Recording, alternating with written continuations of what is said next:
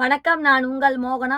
4/9/2025 வியாழக்கிழமை தினத்தந்தி வெளிநாட்டுச் செய்திகள். அமெரிக்காவின் ஹாவாய் தீவில் உள்ள கிளவியா எரிமலை மீண்டும் வெடித்து சிதறியது. அப்போது எரிமலையில் இருந்து தீக்குழம்பு வெளியேறி ஆறாக ஓடியது. எரிமலை வெடிப்பு. அட்லாண்டிக் கடலில் வெனிசுலா கப்பல் மீது அமெரிக்கா இராணுவம் தாக்குதல். இந்த பாருங்க, கிளவியா எரிமலை மீண்டும் வெடித்தது. இதை பாருங்க, படத்தில் போட்டிருக்காங்க பாருங்க.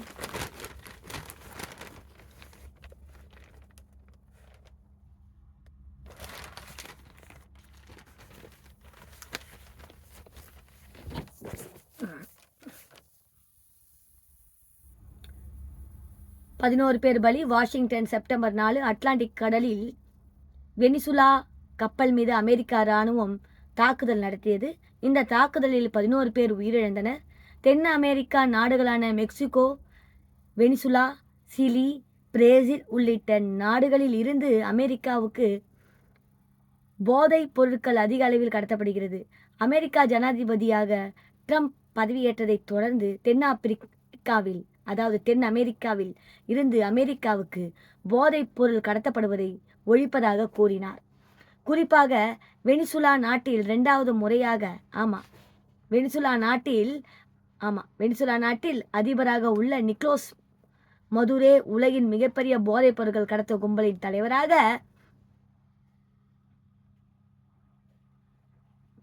3வது முறையாக அதிபராக உள்ள நிக்கோலஸ் மதுரோ உலகின் மிகப்பெரிய போதைப் பொருட்கள் கடத்தல் கும்பலின் தலைவராக செயல்படுவதாக விமர்சித்தார். போதைப் பொருள் கடத்தல் கும்பலுடன் இணைந்து அமெரிக்காவுக்கு தொடர்ந்து போதைப் பொருள் கடத்துவதாக குற்றஞ்சாட்டினார்.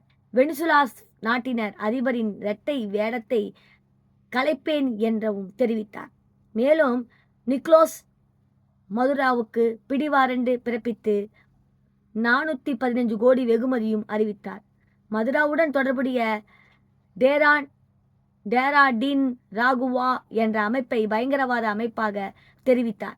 போதைப் பொருள் கடத்தலை போதைப் பொருள் தடுக்க அட்லாண்டிக் பெருங்கடலில் உள்ள அமெரிக்காவின் ஆளுகைக்கு உட்பட்ட தீவு நாடுகளான கரிபியான் தீவுகளில் அமெரிக்கா இராணுவத்தின் போர்க்கப்பல்கள் தீவிர ரோந்து பணி மேற்கொள்ளவும் உத்தரவிடப்பட்டுள்ளது. இந்த நிலையில் ரோந்து பணியின் போது டேரண்டி அரகுவா அமைப்புக்கு சொந்தமான வெனிசுலா கப்பல் ஒன்று அமெரிக்கா எல்லைக்குள் ஊடுருவ முயற்சிப்பதாக அமெரிக்காவின் போர் விமானம் டோராடரில் தெரிந்தது. அமெரிக்க இராணுவ தலைமையகமான பெண்டசுனுக்கு இது குறித்து தகவல் தெரிவிக்கப்பட்டது. உடனடியாக அதனை சுட்டு வீழ்த்த உத்தரவு பிறப்பிக்கப்பட்டது. அட்லாண்டிக் தீவுகளில் தயாரிக்க நின்ற அந்த போர் கப்பல் வெனிசுலா கப்பல் மீது ஏவுகணை வீசி தாக்குதல் நடத்தியது. இதில் அந்த கப்பல் நடுக்கடலில் வெடித்து சிதறி மூழ்கியது. இந்த தாக்குதலின் போதைப் பொருள் கடத்தல் கும்பலை சேர்ந்த 11 பேர் உயிரிழந்தனர். வெள்ளை மாளிகையில் நடந்த பத்திரிகையாளர் சந்திப்பில் ஜனாதிபதி ட்ரம்ப் இதனை உறுதியளித்தார். இந்த தாக்குதல் சம்பவத்தை வெனிசுலா தகவல் தொடர்பு துறை மந்திரி முற்றிலுமாக மறந்துள்ளார். Lima September 4. பெருவில் இந்தோனேஷியா தூதர் சுட்டுக்கொலை. பெருநாட்டிற்கான இந்தோனேஷியா தூதராக இருந்தவர் செட்ரோலியா நஸ்டோர் பா, வயது 40, தலைநகர் லீமாவில் உள்ள தூதரகத்தில் பணியை முடித்துவிட்டு இரவு சைக்கிளில் அதே பகுதியில் உள்ள தனது வீட்டிற்கு திரும்பி கொண்டிருந்தார். அப்போது காரில் வந்த மர்ம நபர்கள் சிலர் புர்பாவின் சைக்கிளை மடக்கி நிறுத்தினார். பின்னர் தாங்கள் மறைத்து வைத்திருந்த துப்பாக்கியை கொண்டு புர்பாவை நோக்கி சரமாரியாக சுட்டனர். இதில் உடலில் குண்டு பாய்ந்து புர்பா தரையில் சரிந்தார். அங்கிருந்தவர்கள் அவரை மீட்டு ஆஸ்பத்திரியில் சிகிச்சைக்காக அனுமதித்தார். ஆனால் சிகிச்சை பலனிக்காமல் புர்பா ஆஸ்பத்திரியிலே உயிரிழந்தார். புர்பாவின் படுகொலைக்கான காரணம் குறித்து பெரு போலீசார் விசாரித்து வருகிறார்கள்.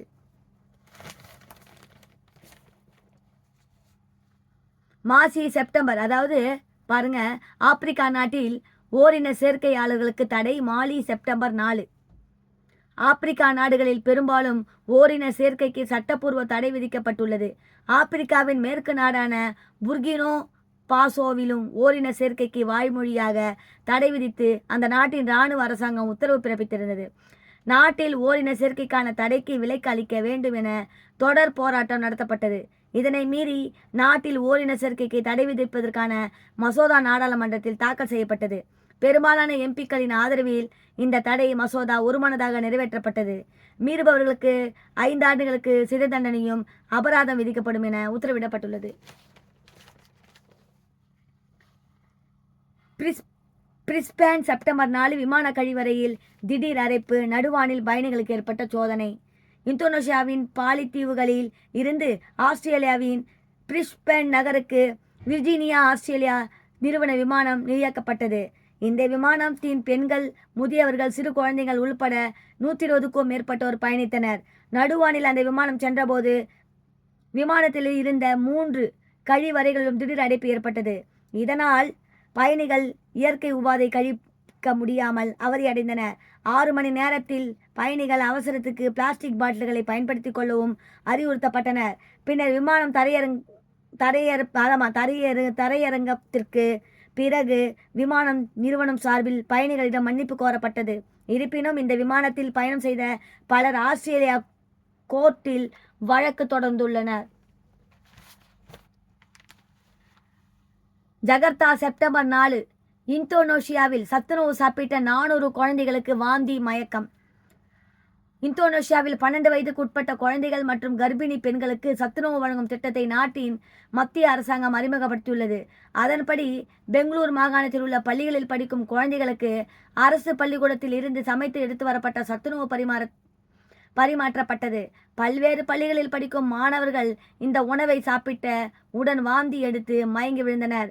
உடனடியாக அங்கிருந்த ஆசிரியர்கள் பாதிக்கப்பட்ட 400 குழந்தைகளை மீட்டு அருகே உள்ள ஆஸ்பத்திரிகளில் சிகிச்சைக்காக அனுமதித்தனர்.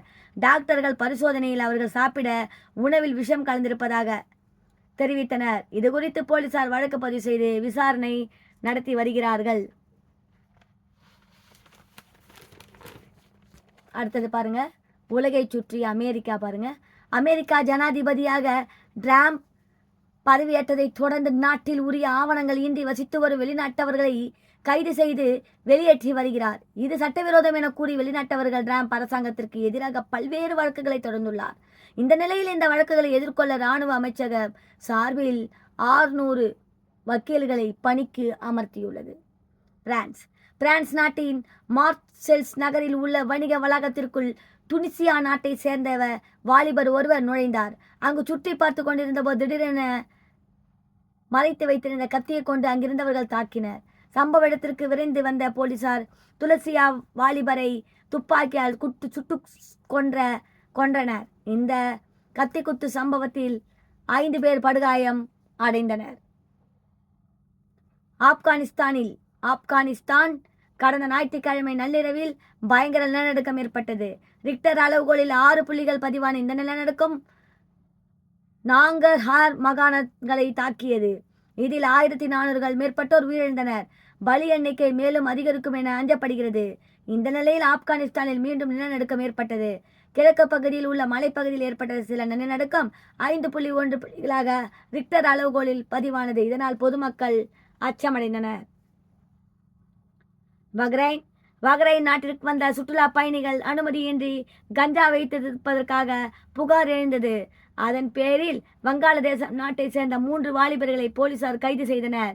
அப்போது அவர்கள் 1 கிலோ அளவில் கஞ்சா வைத்திருந்த தெரிந்தது. கோர்ட்டில் ஆஜர்படுத்தப்பட்டு அவர்கள் 3 பேரும் சிறையில் அடைக்கப்பட்டனர்.